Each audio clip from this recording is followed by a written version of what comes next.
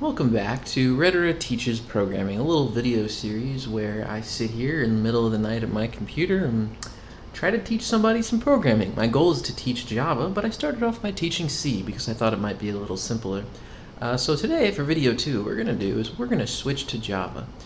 So to that end, I was here in the magical world of 1970. Now, if you actually Google up when was Java invented, you will find that it was invented in 1995 when I was a very young lad. So to that end, what I'm going to do is transport us to the future, to the year of 1995, and we are going to switch our C program into a Java program. So to that end, I'm going to make a folder here called Programming Lesson 2.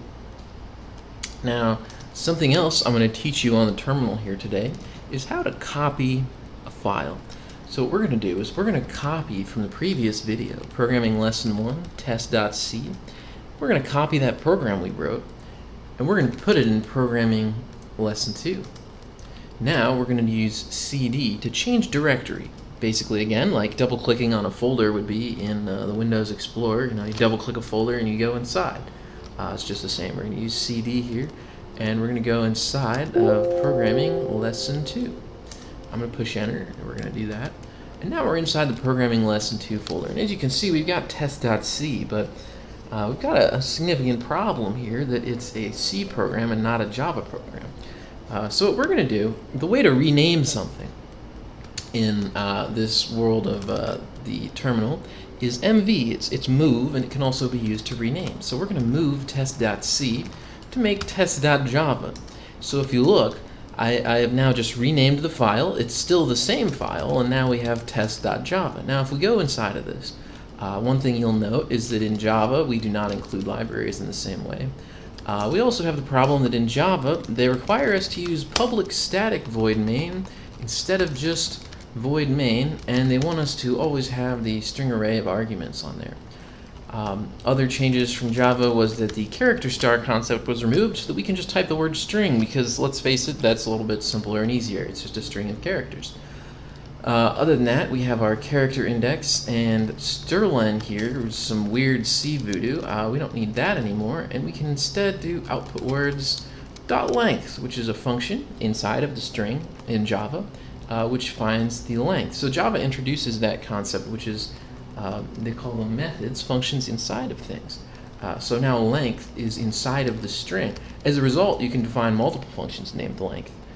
You could define multiple functions named strlen in Java, and they would all be inside of something. So you could have them relevant to whatever contained that function, right? In this case, the text here, hello world, contains that length. Instead of put char, Java uses system.out.println, or print, not println, sorry, which is a very similar concept, but again, following this principle of putting things inside of things, trying to organize. We'll do the same with the put char at the bottom, so that now we're doing system.out.print. Other than that, our program stays about the same, but the brackets on output words that we use to look up something inside of an array of characters for Java strings is again a function inside of something. This char at function instead of what we saw previously. So I'm going to use char at there. Now we pretty much have a Java program, but you say, don't we also need a class? So that's the other problem with Java, is that everything must always be defined in a class to follow that idea of putting things inside of things, right? It's really just the idea of, well, why don't we just take C and organize it? That's pretty much what they did when they created Java. So here I've just indented it all, and I put it inside test, and I'm pretty sure now that might be a valid Java program. I mean, you can see I didn't really do any thinking about the code other than a couple of simple fixes. Now I've just run Java C. It's very similar to GCC that I was using previously. That is the Java compiler that turns test.java into test.class, a Java class file, which is a binary file that we can run by typing java test. Which runs that same program and prints out hello world. However, we now have converted our C program into a Java program. And now for those who are a little bit skeptical, let's just go back to test.java, open it back up again, and you can see it's the very same logic and the very same basics, and I just changed Our library function putchar I replaced with system.out.print, and our library function string length, strlen, I replaced with the .length method call on the string hello world. I also had to change the character star. That nonsense was eliminated in Java, and it's now just called a string. So I had to change the type of output words to be a string. And we had to, sort of wrap everything in this wrapper of public class test, public static void main. But the concept is really, really very similar in terms of what the language does and how it operates. So to that end, now we have a Java program, and I wasn't really watching time, so I don't really know if we've reached the end of our sort of time quota for video 2, but let's see if we could have a little fun here with our Java program. So one thing that we were not doing in C was using libraries. And in Java, it's a lot easier to use libraries because there are more of them and they're better. So let's import java.util.scanner, which is going to be a really convenient way that we can make a new program. So now I'm going to eliminate most of what we have here. I guess we could keep our carriage return at the end. That's a pretty nice little thing to have there. But instead of just printing hello to the world, we actually want to get something from the world. So let's make one of these scanner objects. I'm typing fast without describing it. Let me try it again. So we're going to make a variable. We're going to put the type of the variable is the scanner type that we have just imported in. The name of that for our use is going to be like my scanner, so whatever you want that to be. I'm going to then set that equal to a new one that I will create from system.in. Now you'll notice in Java they had this system.out.print concept, right? You can see it right here, system.out.print.